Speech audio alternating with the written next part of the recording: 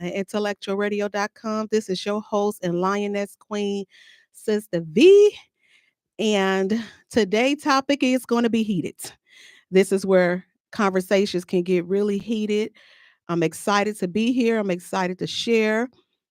And also, although I'm a little heavy today, I am yet determined to stay the course. So I just want to say good morning. I know this is a change as everybody used to the 4 o'clock show, but I am live and ready to deliver.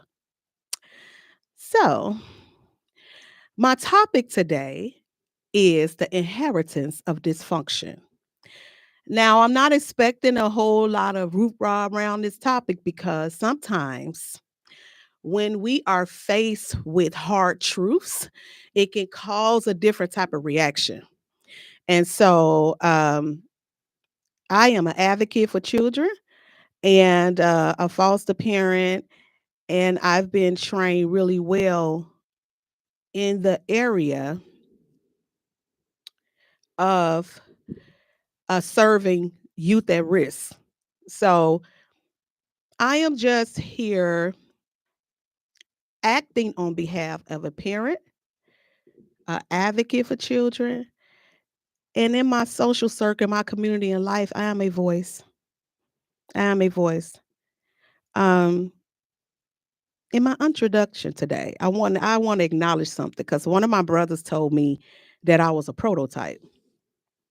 And I was like, what do you mean by that? What is a prototype? So I went and looked up prototype because I wanted to understand and know what that was. My brother Darius, Prophet Darius, told me I was a prototype.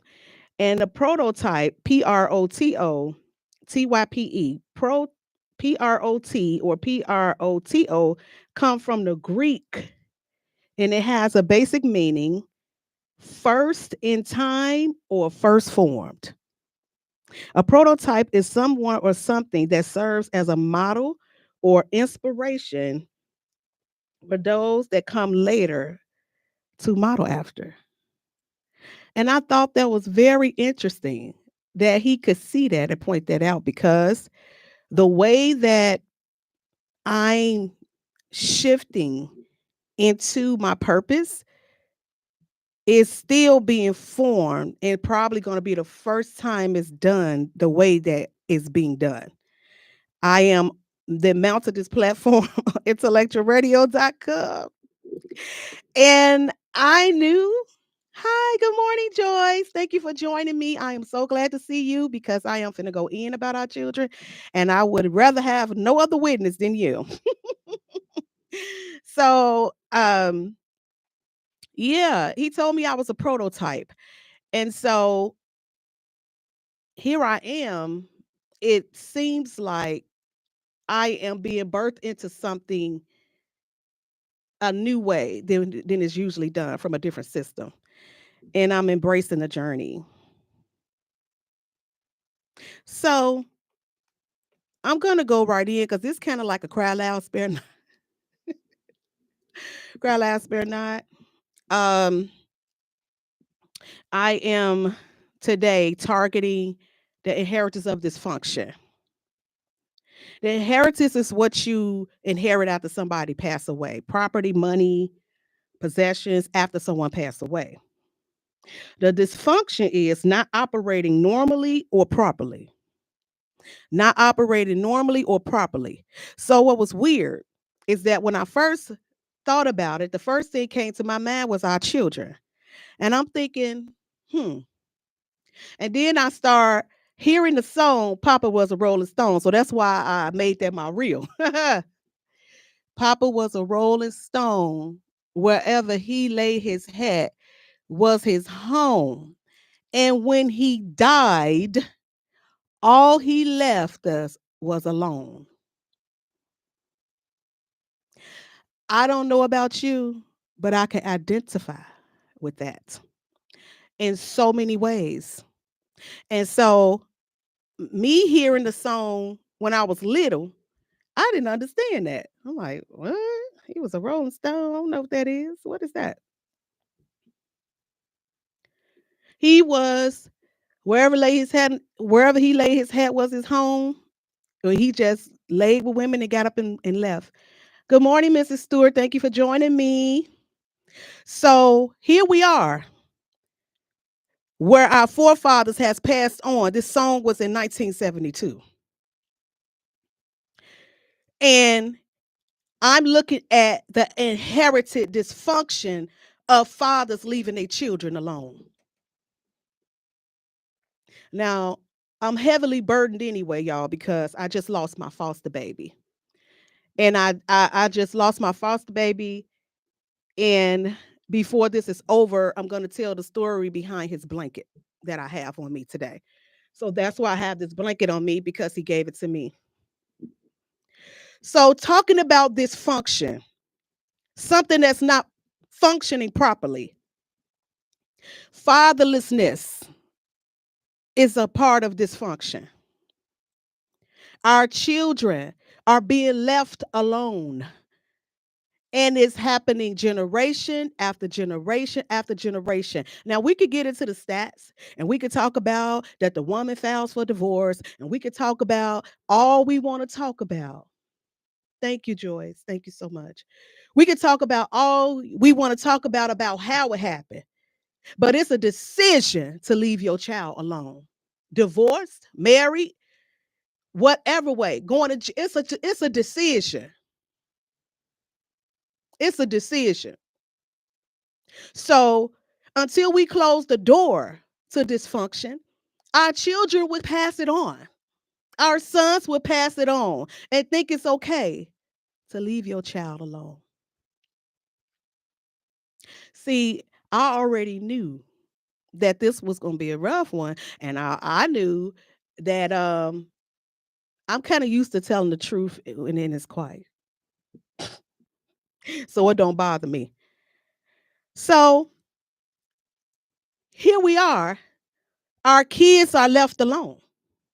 They left alone. And I went on down in the lyrics because I couldn't help myself after that. Now I'm intrigued. I got to see what these lyrics saying, because growing up, all I heard was the bridge, that Papa was a Rolling Stone and wherever he laid his hat was his home. And when he died, all he left us was alone. So I had to dig a little bit into the lyrics to see what all he was saying about his papa, about his daddy. So far, this is what I grabbed from the lyrics. He said, I never got a chance to see him. Never heard anything but bad things about him. Mama, I'm depending on you to tell me the truth. I'm depending on you, Mama, to tell me the truth, because you know why? He probably didn't want to believe none of it. Mama will hang her head and tell him he was a Rolling Stone.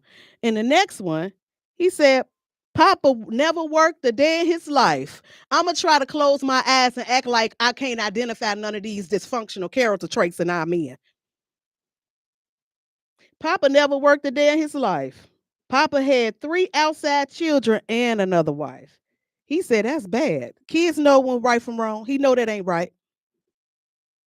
He was a storefront preacher. He was leeching and dealing in dirt and stealing in the name of the Lord. I'm gonna act like I don't know what that looked like too.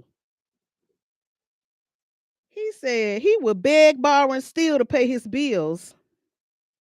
He was never much on thinking. Spent most of his time chasing women and drinking. I'm gonna act like I don't know that either. Mama looked up with tears in her eyes and began to say again, Papa was a Rolling Stone. Now, if we be 100% honest, are we not seeing our men do the same thing today? Huh? Are we not seeing them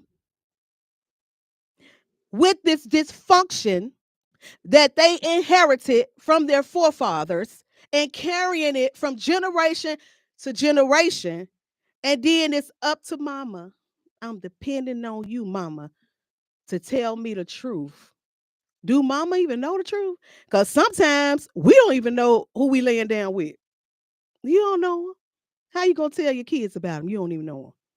But anyway, That's a whole nother. I said, what? He didn't work. He was a hustler. He's laying and making babies he couldn't provide for. All this stuff that we see, that we like to turn a blind eye to. You know why? Because people talk to at us and they don't talk to us. See, we be all right as long as we can parade around with our claws on and our inches, and act like we somebody we not. We love living a lie sometimes. It feel better. It feel better than knowing the truth. But somebody got to tell our young ladies and young men the truth. That's dysfunctional. You're not operating properly if your kids don't see you. You're not operating properly if you're not a provider. You're not operating properly if you're not a protector and you out there in the street know you hot and put your child in the car to be shot. You ain't no protector. You a part of the problem. And so it's mine because she let you put her child in the car knowing you hot out there. See, this type of stuff, people don't want to talk about that. We don't want to talk about that. I'm like, when somebody gonna tell us the truth that we being laughed at? No, they not laughing with us. They laughing at us. They laughing at us. And we sit up and watch it and cycles go around and around and around and turn a blind eye.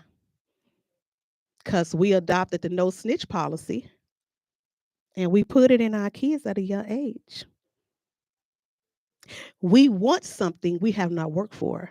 We want them not to be menaces to society, even though we expose them to menaces, even though we're teaching them all the character traits of a menace. And then we sad when they go to jail. We sad because little Johnny been locked up all his life. And he don't even know what it's like to live outside of there. He can't function right.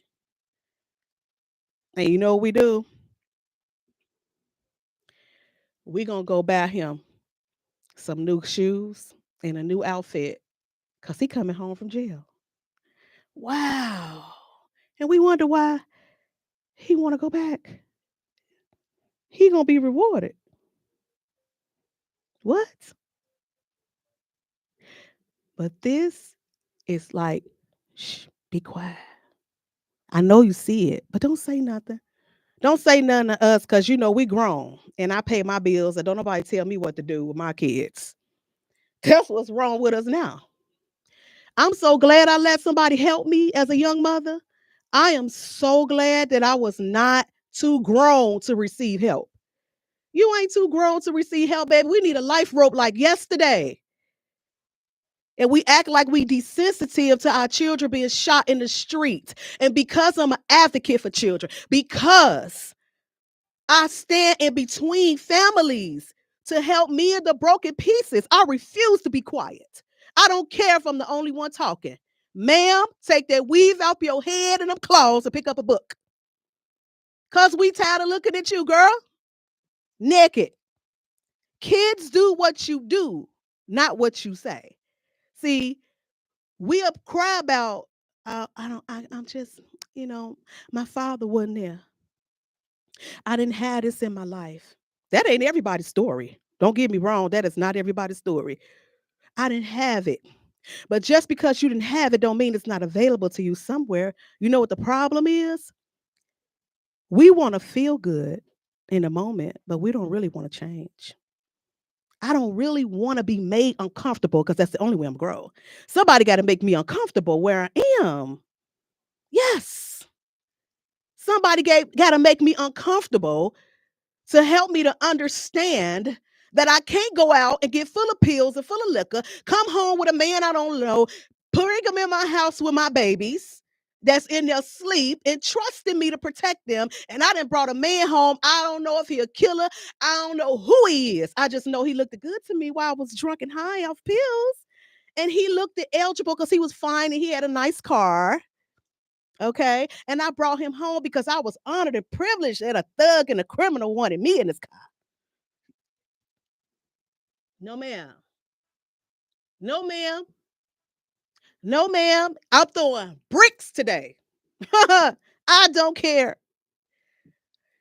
So We didn't inherit all this dysfunction. Now, I am not the person to judge nobody. And I'm not going to throw no stones because my hand's going to fall off. You know why? Because I too had to walk through dysfunction. I saw domestic violence in my home. I saw alcohol abuse in my home. I saw it all.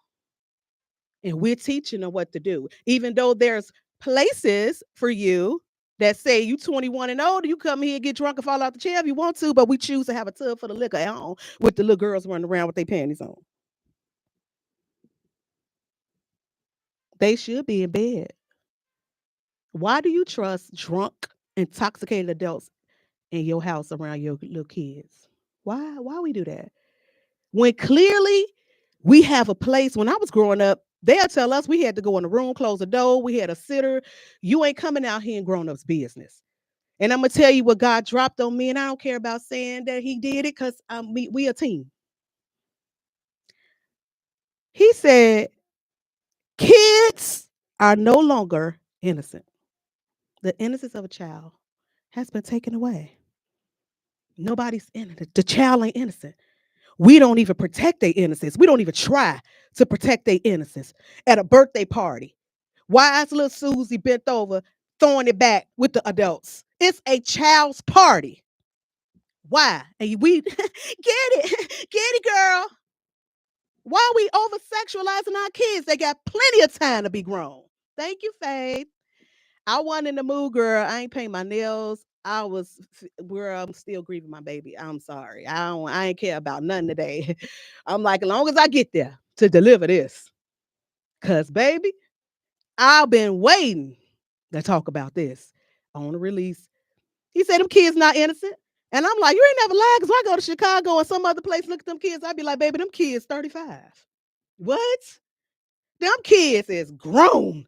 They don't know what it is to be a kid. They ain't never had a chance to be the kid. They've been grown all their life. They know too much. And we sit up in front of them and do any and everything right in front of their face.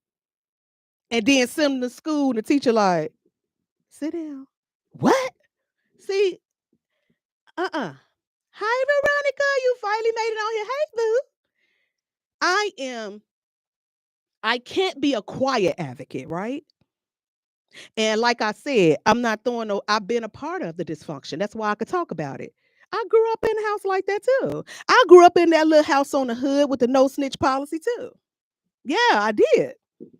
So that's why I can identify the dysfunction and the behaviors that's causing us to live in vicious cycles, and our kids inherit the foolishness and they pass it on. If I felt like today, if I felt like I wanted to go and get me a fifth of liquor and get so drunk till I fall out of a chair, I'm not going around my kids and do it. Hello? They're children. They deserve a fair chance. They deserve a fair chance in life. If you are going to be a single mother, if you are the only one they can depend on, build you a village with your mindset. Because believe I get persecuted and have been for standing on what I believe in. I don't care if you think I think my child too much. It's not that. We got two different value systems. I don't let my child watch that. I don't want my child to see that. I don't want my child to know that. And it's my responsibility to protect them. And I'm going to do all I can to do just that. And if you feel like whatever you feel, baby, they visitors' feelings will go away. I'm not worried about your feelings and I don't care about your feelings. Hello? It's time for us to wake up and be concerned about our children. We do not want, and sometimes I wonder, because we'll say, can't nobody judge me. Only God can judge me. Look around, baby. You better hope that ain't what's happening. You don't want God to judge us. No, you don't. We like to say that because we like to deflect out to take a responsibility for the things we cause. We don't want to take responsibility, so we'll say only God can judge me. You want God to judge you? You sure about that? Are you sure about that? I don't think you know. I don't think you know that he's not just the man upstairs. I don't think you know that in Psalms 127, he said kids are a gift and a reward. How are we treating the gift and the reward he gave us? We think he up there celebrating that our kids, the innocent blood is crying out from the ground? We think God up there happy because we scam artists and know how to get things without working for it and put our children at risk of losing their parents to jail and death? We think God is happy? Come on, people. Then we get mad. Politician ain't coming. Ain't nobody coming to save us. It's pure D decision making time. Say, you know what? This been going on too long. I don't want to raise my child in a high crime area. Hi, Tasha. I don't want to raise my child in a high crime area. Can I tell you? Some of y'all, and I've been there too, like I said, you got Section 8 voucher, you stay right there. You can go anywhere, but you want to stay right there. You need to ask your question. Why? Why? When I know I'm scared every time my child leave out the door. Why do I want to stay here? What's keeping me here? Hey, beautiful too. What's keeping me here? Why do we hoodwinked and addicted to, we got these little strange addictions to stuff. You got a voucher. You can move to the suburbs. Oh, no, because in the suburbs, let me tell you, we like to famously say the hood, the hood. I'm from the hood. I grew up in the hood. Yeah, the neighborhood. We have neighborhoods, and out in the suburbs, we have communities. And we don't believe in a no snitch policy because our drive is to keep our community and our children safe at any cost. Oh, yeah. So out here, I have to come out of my dysfunction. I'm going to be challenged the way that I've been trained to think that it's okay. It's okay for my kids to let me see get my brains beat out. It's okay. I'm gonna have a wild party, pills, edibles, dope, and everything else. And I'm not gonna consider that my kids is watching this behavior and we could repeat it. Because thank you, Tasha. Somebody gotta say it, right? Because we mad. I sit up and look at this. Oh God, help me. Help me. I'm thinking it's probably gonna roll over to a two. That's what I think. Because I don't know if I'm gonna get to this today, but check it out, y'all.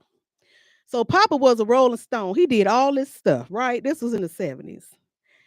And Mama had to tell him, he said, Mama, I'm depending on you to tell the truth. Don't you know Mama be lying? Don't you know we gotta take accountability for telling our kids that they daddy somebody he not and we know it? Causing a hole to be in that child's heart and we don't care. And we gonna justify to say, well, I was young and I just didn't know what I was doing. And da-da-da-da-da-da-da-da-da.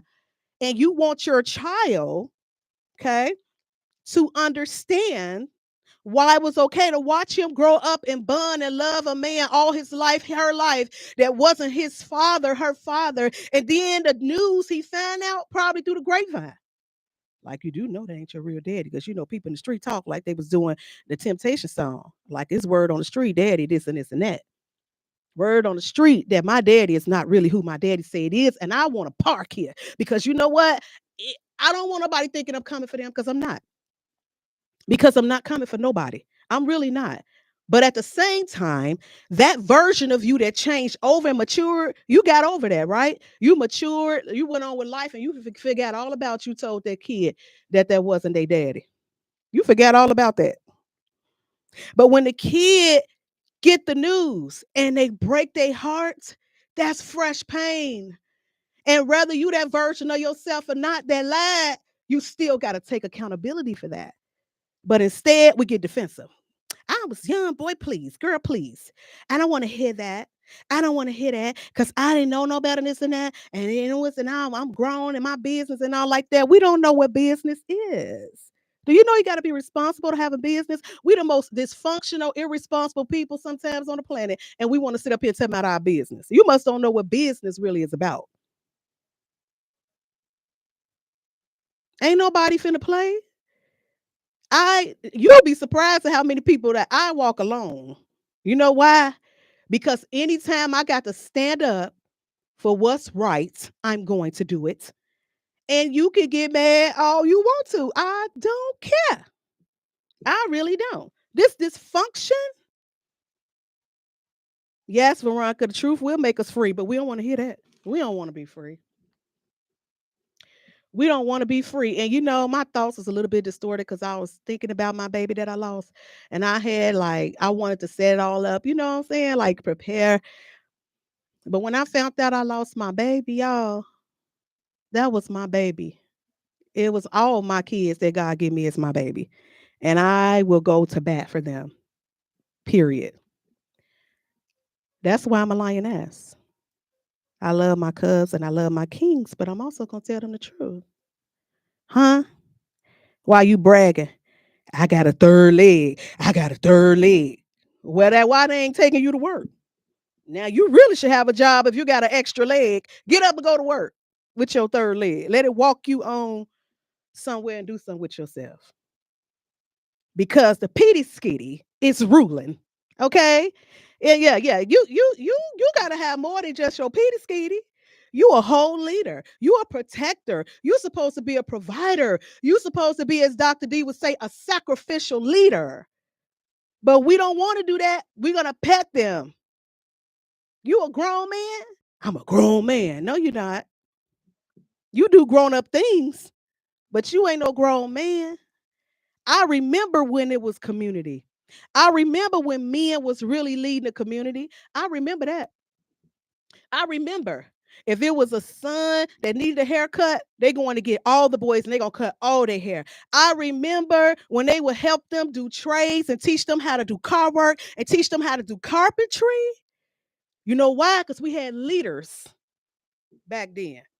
And they understood the assignment. I understood that as a young man, you need to know how to be responsible and do something besides hump your back. What else you gonna do?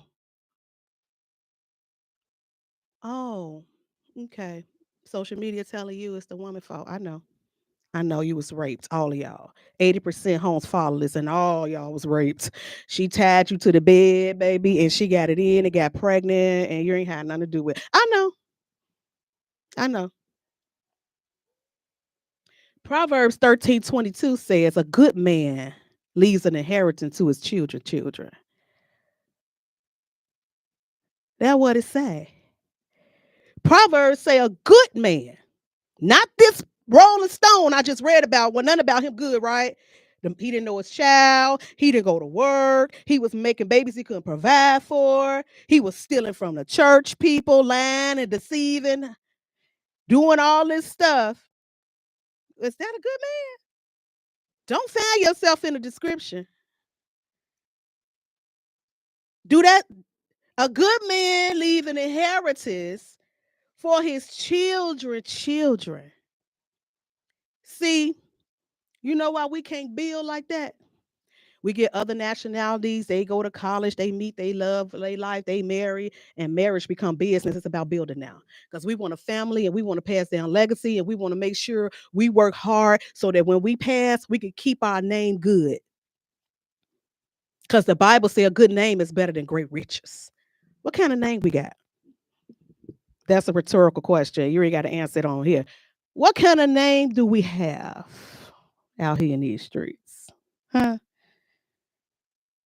A good man. How you gonna build an inheritance and you in 1,000 pieces? You know, Tamar Braxton said she don't want no pieces. I'm like, I don't blame you, baby. Cause Sally got a piece, Sue got a piece, Jay got a piece, everybody got a piece. How you gonna build like that? We in too many pieces to do that. But everybody else, ethnic groups, the other ones, they got stuff they're building to pass on because they focus like they sex drive. They focus it ain't how good they can back it up. They focus it's not the next Jordan that's coming out. Their focus is not how long they inches are. They focus is not trying to be better than their neighbor. They focus is not that. And their children is worth more than food stamp Section 8 and taxes. I said what I said. That child is better than that. That child is worth more than a Section 8 voucher, SNAP benefits, and tax money. We happy to have kids because of that reason right there. But when it come down to actually making an impact in their life, when it come down to protecting them, why are kids not protected with all these grown-ups around? That be my thing. What are grown-ups at? Don't bring no thug to my door. I used to tell my daughter, see, y'all parents, you better get a prayer life. You better pray and get on your knees. Our kids don't know how to get on their knees and pray because they don't see us do it. Put your kids on. If you ain't got to do nothing but teach them the Lord's Prayer, teach them kids something else other than how to be a hoe and a low budget tramp. Teach them how to get on their knees and pray to a God that's something greater than you. They can depend on God. Let God help you, baby. Come on. Because you know what? We ain't going to do that. We ain't got time for that. Here, girl, take this device. Here, boy, get this phone. Go sit down. Get out of my face. I'm finna just sit up here and see how many more kids I can make with another man that ain't going to marry me.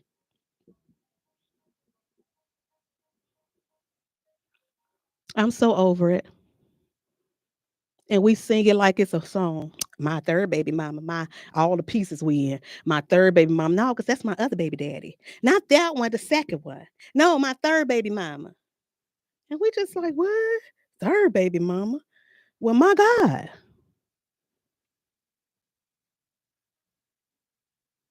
Uh-uh. We want change without being made uncomfortable. That's what we want. We like the dysfunction. We just don't like the consequences. I don't want the consequences of my dysfunction. Right? Husband, sons. Husband, sons that's going out there. You got your son in the street selling dope because you ain't never had a man to provide for you. You don't know what that feel like. So you burden them all your life with your adult pain that you refuse to be mature enough to face. So you turn to him, mama trying. I'm doing the best I can, even though he's seeing all these men running in and out, you jumping out of cars.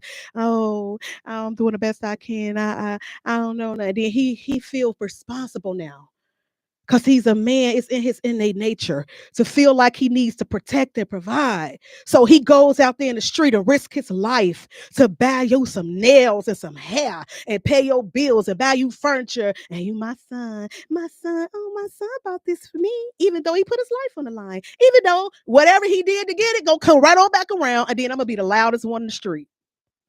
I'll be one to say, somebody slap her. You the loudest one in the street, but you knew he was going out there to do that to take care of you, mama. He's a teenager, and he gonna live high on a hog for a little bit. For a little bit. For a little bit, he gonna live high on a hog. He gonna go out there and sling that dope and do whatever he got to do, so he can satisfy his mama and get her see her smile for a change. I take care of my mama. This is what the young man is saying. I gotta take care of my mama. What? I told my son, I said, you going to boot camp. I am saying it, Veronica, that's right. I'm going to say it. The dysfunction. We get on the news. Oh, rest up, little Sally. Mama gonna miss you. Even though you put her in the car with the dope dealer. I be wanting to say, girl, I don't want to hear it. I don't want to hear it. Because where was you at? Mm, it's quiet. It's okay. You know how I know all that, right? Because I grew up right in it. R. Kelly ain't the first one. Mm-mm. No, he need to be a whole lot of parents and dope dealers locked up with R. Kelly because, baby, it's plenty of R. Kellys in the hood with the dope dealer that the mama selling the girls to take care of her. That ain't nothing new. He just famous. Why we trying to act like we don't know what's happening? You can't wait till your daughter get old enough to get her to that dope dealer in the hood, honey, so you can take care of her. Yeah, we all make mistakes, but we don't have to stay there. And we don't have to have centuries and decades worth of mistake. Mistake become you a volunteer at this point. Mm. We'll beat our kids back out. Won't say none to that man. He get away with whatever he want to do, but you want to chastise your kids like that. Maybe if you gave him that, he'll straighten up or get out. Hmm. There is seasoned men that ain't finna waste their time. Hey, Corey. There is there's men that's and women that will help you, but they not gonna waste their time. I see that you don't want to grow. You're not going to waste my time. I see you want to be on this corner. I see you like going to jail like it's college. I see that you don't want to give up that life, and I'm not going to waste my time trying to pour into you because you don't respect authority. Our kids, fatherlessness, 80%, they don't know the authority of a man.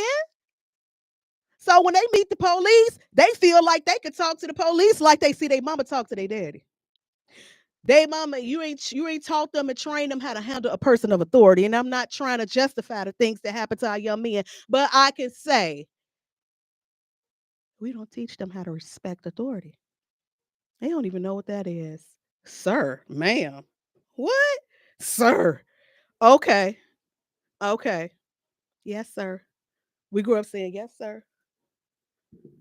That's old school. It's a new day we living in. Our dysfunction the same.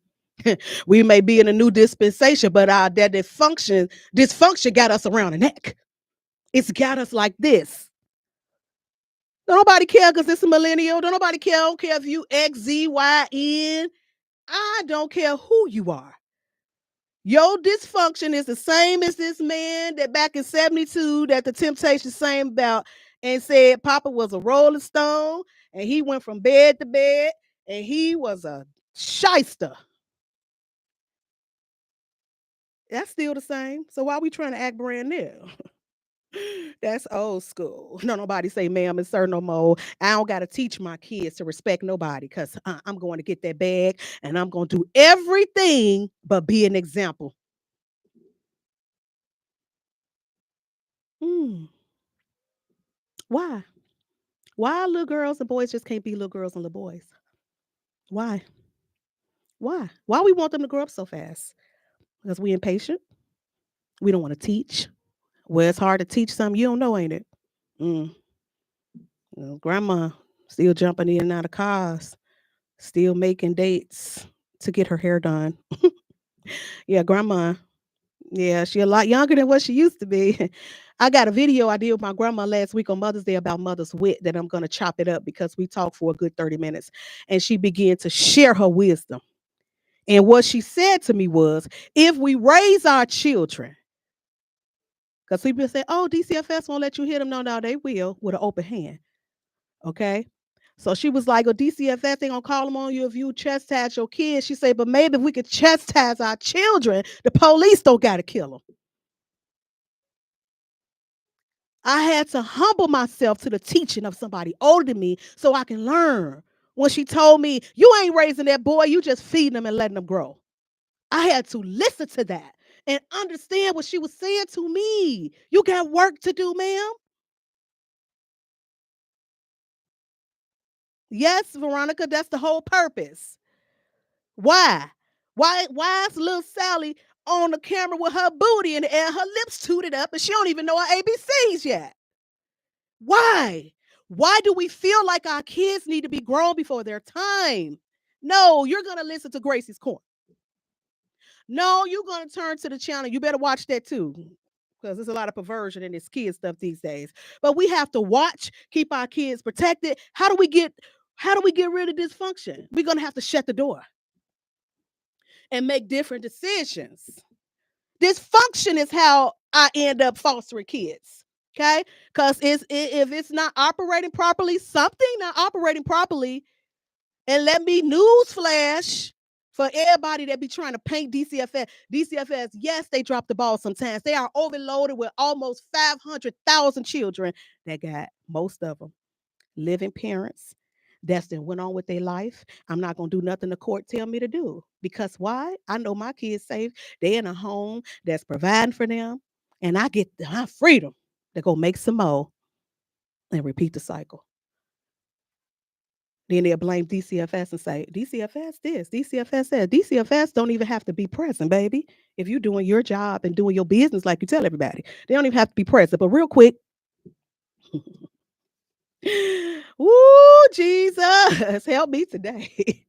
I'm on a roll and I don't care. We drinking in front of them. We teaching them all these bad behavior, over sexualizing them. We celebrating criminals when they get out of jail. We got a fresh fit for them, shoes, haircuts. They happy to be home. They can't wait to go back so they can get some more of that. We're selling our girls to men with money. They getting abused. We're encouraging our young men to go on the street to provide for us as women. They not our husbands. We allow poor examples in the village. You know this person ain't good to be around your kid. Why you letting them be around them? People can say what they won't, think what they gonna. If I feel like you a threat to what I teach and that you're gonna cause my children to revert or cause them to drop, I don't care what you got. I don't care what you dress like. I don't care what you got. No, ma'am, and no, sir. Okay? We got unhealthy homes. That's why we have unhealthy neighborhoods. Because the homes in the neighborhood is violent. It's violent in the home. It's violent on the street. It's dope dealers in the home. It's dope dealers on the street. It's crackheads living in the house. It's crackheads on the street. The people got to go somewhere to live in that neighborhood. We think they're going right in them houses, and it's filled up with that. It's filled up with that. We don't have to be that way. You better run. If you a parent on here, you got a school age kids. You better run out of that community as fast as you can. Especially, I don't even think it'd be a lack of resources because sometimes it be stuff there they don't want that. Why do I want to go into a job training center when I can make this money on the street just like that? And my parents and the adults around me gonna celebrate it. They ain't gonna hold me accountable. Then you see them signs on the window. They say we call the police. Neighborhood watch. Woo! They run them away. So, but Proverbs 13:22 says that a good man leave an inheritance to his children. If we get focused on doing what we supposed to do to build for them, we gotta that's a whole nother mindset. Because this is where it said right here, it has to change. Dysfunction is what make kids end up in my care. And when they come into my care, I could tell the environment they came out of. I could tell by their language, the way they carry themselves. When the girls is over sexualized, you 11 telling me you got a man. Girl, no, you don't. I tell them quick, no, you don't. No, they got to unlearn a lot of things. And we have to teach it. But more than anything, we got to be it. We have to be it because they're going to do what we do, not what we say. So my baby went on, one of my babies. I found out Friday that he passed away. And I was sharing with the producer here, and I'm gonna tell his story because he's not here to tell it. And when I had other kids come on, he's not gonna be here to tell it. So I'm gonna tell it. So he had been in the care since he was 6 years old. I got him at 12. And when they presented the case to me, they pretty much made him look like he was a hopeless person. They told me how he threatened to blow up the school. They told me how he had multiple placement disruptions where families got rid of him. They told me that basically he was highly aggressive and to be very careful with him. Yeah, Veronica, thank you. May he rest in peace. To be careful because he was highly aggressive at 12. He was on the stuck list in DCFS, and the stuck list meant that he was not, they deemed that he was never going to find a home. He was never going to find a foster home. He was never going to never be adopted, that he would be just there. So they deemed him to be stuck on a stuck list, right? Now, when he walked into my house, he walked right past me and didn't even speak. When the caseworkers brought him in there and stuff, he walked right past me and didn't speak to me or nothing. But before the workers left, they asked him, check this out. Ooh, oh God, don't let me cry. They asked him, they said, Z, what you want to call Miss Bates? Do you want to call her Vanessa, Miss Vanessa? You want to call her Miss Bates? What do you want to call her? And he looked at that lady and said, I want to call her mama. And when he said that, I knew exactly what to do, right? So we hit it off. I had a lot of ups and downs with him, in and out, this and that behaviors at first. Kids want to establish trust. So we have a lot of untrusting adults as well. So after a while, when he seen that I meant him well, He started letting his guard down little by little by little. So I enrolled him into a summer camp, and they knew he was a ward of the state. So they, he threw something. They was, I don't know, they was playing. They threw something. He hit one of the workers at the camp. And she decided to call the ambulance because she knew with him being a ward, he was going to go to the hospital. So she called me. I was coming to get him anyway, but she called the ambulance. He got in the ambulance. They strapped him down. He was screaming and hollering, begging me not to leave him. Right? He was like, please don't leave me. Please don't leave me. Because of his experience, every time he be hospitalized, the foster parent is done. No, he in the hospital. You can't come back here. That was his experience. So no matter how much I tried to convince him that I was not leaving him, I could not convince him past his experience. So I went and did what I had to do, and I went back to the hospital where he was, and he was so happy. I walked through those doors, baby. You could have brought him for a penny. He was so happy. So he came in. I came in. He saw me. He was so happy. His face lit up like it was Christmas. He had like 12 blankets on him. This was one of them. He had like 12 blankets on him because he was very cold, probably because the new medication or something. I don't know. And it was summer and the air was on, so it was very cold in there. And he was shivering like, oh, it's so cold. It's so cold. I was like, okay, keep the blankets on you. So when we got home, he came to my room door.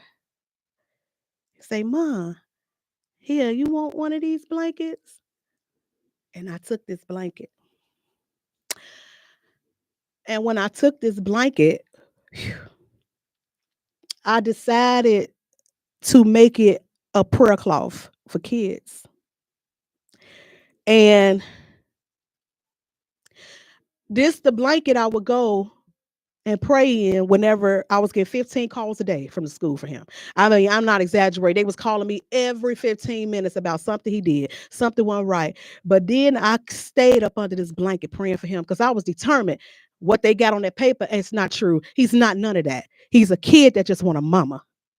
And when it was all said and done on his behalf, I want y'all to know that he went from being on a stuck list. He went from being a behavior kid in school that was just keeping up ruckus to a straight A student.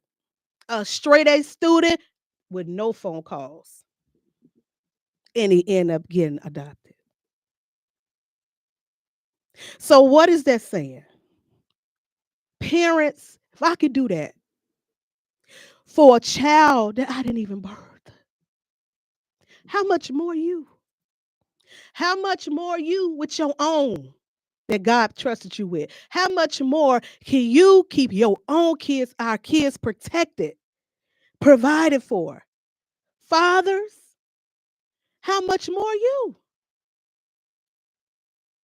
I saw that kid life turn around and every single one that I was entrusted with, I saw they in a short time, all because they knew that I cared and I was consistent. And I did all this with the help of my Heavenly Father because I didn't have a physical man in my life that I could turn to and say, can you help me with this boy? Ain't that sad? Because all of y'all, his age in the mind, you behavioral and you 40. I ain't finna send him to you. You don't know what to tell him. You ain't got nothing for my son. And you still going to jail and your pants still sagging and you walking around here with 15 kids and ain't got no job. You can't, we lead by example in my community. Sir, you ain't no example. Be it.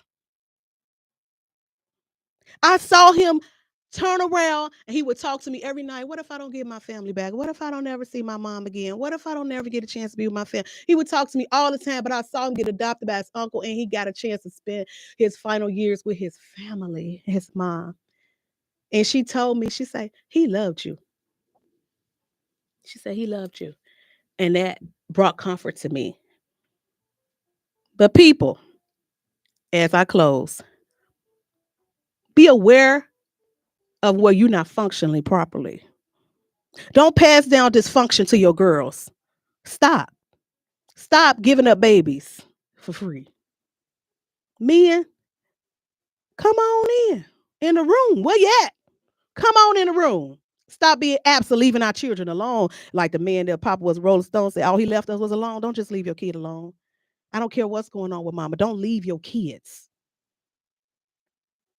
This has been this this has been Fireside Chat on IntellectualRadio.com. Take these words and use them as ammunition to start something new so that our babies can reap the benefit of our work. Love y'all. Have a blessed day.